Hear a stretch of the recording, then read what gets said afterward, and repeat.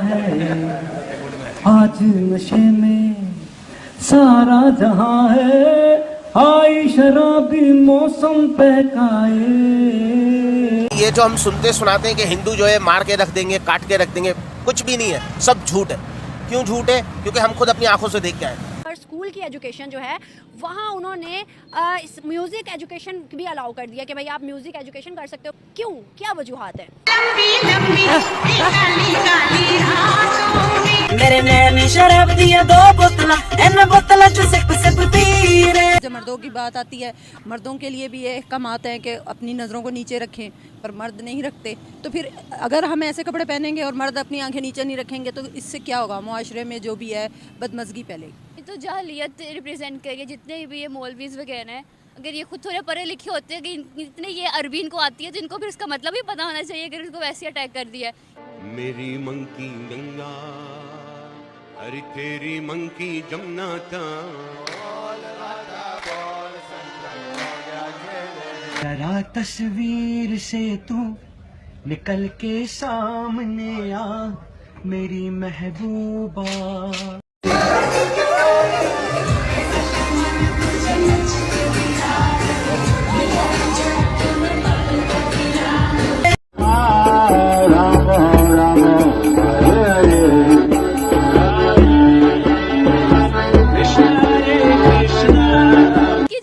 हम क्या कर सकते हैं? इसका मतलब कि उन्होंने कुरान ऊपर से पढ़ा, तर्जुमे के साथ नहीं पढ़ा। अपने भी ये मस्जिदें वगैरह बनाई हैं, इनको तर्जुमे के साथ चीज़ें पढ़नी चाहिए कि असल मतलब है क्या। तो जैसे कोई भी अगर बात हो तो हम किस सिखों के पीछे पड़ जाते हैं और जो हिंदूज़ के पीछे पड़ जाते हैं। ये अंग्रेज है उसको रिलेटिव हम बुली करते हैं कि वहाँ पे कोई जा रही है, वो देखो। तो ये एक वक्त था कि सऊदी प्रिंस जो है वो यहाँ पे आके कहता था कि मिस्टर प्रेसिडेंट, मैं पाकिस्तानी सफ़ीर हूँ आपका सऊदी अरब में, ठीक है ना। और आज वो आपसे मिलने का रवादार नहीं है। सऊदी अरेबिया उसको हम लोग एक सिंबल समझते हैं अपने मुस्लिम कंट्री का घर है तो वही ना।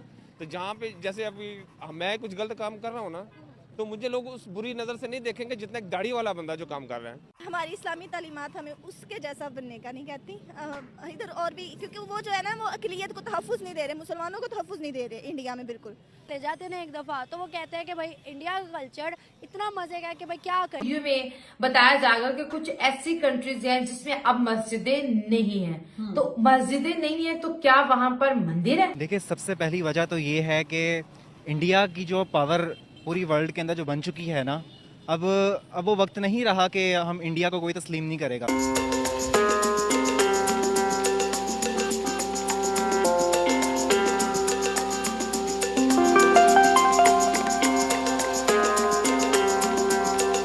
सऊदी अरेबिया अपने इस्लामिक कट्टरपंथी के लिए जाना जाता है, उतना ही इस्लामिक धार्मिक स्थल का महान स्थान भी माना जाता है। और कई इस्लामिक देश सऊदी जैसे देशों को फॉलो करते हैं, लेकिन सऊदी के शेख अब कालानुरूप परिवर्तन करते हुए नए नए बदलाव कर रहे हैं। सऊदी अरेबिया के शादी और स्थानिक प्रसंगों और पार्टियों में म्यूजिक गाने बजना आम बात है, लेकिन अगर भारतीय संगीत या तो बॉलीवुड गाने बजते हैं तो ये आम बात नहीं है। दरअसल अब ये हुआ कि सऊदी अरेबिया के कुछ कार्यक्रमों में बॉलीवुड गानों पर शेख डांस करते हुए नजर आ रहे हैं। दरअसल अब चलते समय भारतीय संगीत खाड़ी देश, यूरोपियन देश में भी काफी मशहूर है और म्यूजिक को काफी पसंद किया जा रहा है। रिसेंटली सऊदीया के एम्बेसडर जो कि इंडिया के लिए अपॉइंट हैं, उन्होंने बड़ी स्टेटमेंट दी है जिसमें उन्होंने ये बोला है कि इंडिया इज आवर फ्रेंड और हम चाहते हैं कि इन फ्यूचर इंडिया के साथ हाई लेवल रिलेशन बिल्ड किए जाएंगे। कि क्या वजह है? इंडिया के रिलेशन तमाम कंट्रीज के साथ, चाहे वो इस्लामिक कंट्री हो, नॉन इस्लामिक कंट्री हो, दिन ब दिन बेहतर से बेहतरीन होते जा रहे हैं। जबकि पाकिस्तान अफगानिस्तान के साथ ही अपने रिलेशन बेहतर नहीं कर पा रहा, ईरान के साथ अपने रिलेशन नहीं बेहतर कर पा रहा, या नेबर कंट्रीज के साथ ही रिलेशन बेहतर क्यों नहीं कर पा रहा। बेहतरी की तरफ तो इस वक्त किसी के पास भी नहीं है, क्योंकि हम जब गैर मुमालिक में जाके कह देते हैं कि हम, आप समझेंगे कि हम भीख मांगने आए हैं, लेकिन हम भीख मांगने आए नहीं, हमारी मजबूरी है, तो फिर आपके साथ कौन रिलेशन बनाएगा? नेबर कंट्री है इंडिया, जिससे कहा यह जाता था कि ये इसको नॉन मुस्लिम कंट्री सपोर्ट करते हैं, मुसलमानों के अगेंस्ट, इस्लाम के अगेंस्ट। आज उसके तुर्की हो या सऊदीया हो, ईरान हो या अफगानिस्तान हो, जितने इस्लामिक कंट्री हैं ऑलमोस्ट सब के साथ रिलेशन बेहतर। उन्होंने पॉलिसी बनाई है अपने मुल्क के मुफाद में, और हमने जो पॉलिसीज बनाई हैं वो अपने ज़ाती मुफादात के तहत बनाई है ना। हर मुल्क जो है ना वो अपने मुफादात को देखेगा। सऊदीया देखेगा कि वहाँ पे 1.5 अरब की आबादी है, वो एक इंडस्ट्री मौजूद है, यानी उसका कंज्यूमर मौजूद है। और सऊदी अरब के अंदर जो वो 2030 का उन्होंने प्लान बनाया है प्रिंस मोहम्मद बिन सलमान ने, तो वो अपने मुल्क को तरक्की दे रहे हैं। हर मुल्क खड़ा। अब मैं लास्ट कुछ 3 महीने पहले उम्रा करके आया हूँ, तो आप यकीन माने कि अब हमें वहाँ पे पाकिस्तानी लेबर नज़र नहीं आ रही। कौन सी इंडियन, टोटल इंडियन, बांग्लादेशी और बर्मन्स। पाकिस्तानी ना होने की क्या ना होने वीडियो देखिएगा, हिंदुस्तान के कल्चर को इतना ज़्यादा पसंद किया जा रहा है दुनिया में, गोरे हों, इस्लामिक कंट्रीज़ हों, वो जब इंडिया से हो के चले जाते हैं ना एक दफ़ा, तो वो कहते हैं कि भाई इंडिया का कल्चर इतना मज़े का है कि भाई क्या करें। अब इंडियन वेडिंग्स पे किस तरह से वो मतलब ये गोरे आप देख सकते हो इनकी शक्लों से ना, तो ये किस तरह से नाच रहे हैं, पसंद कर रहे हैं, बड़ी चीज़ें उनसे इंस्पायर होते हैं देख कर ना। क्या वजूहत है कि इंडिया को फॉलो किया जा रहा है दुनिया भर में, मुस्लिम नॉन मुस्लिम कंट्रीज़ में, और इंडिया के कल्चर को बड़ा ज़्यादा पसंद किया जा रहा है? आप बताइएगा।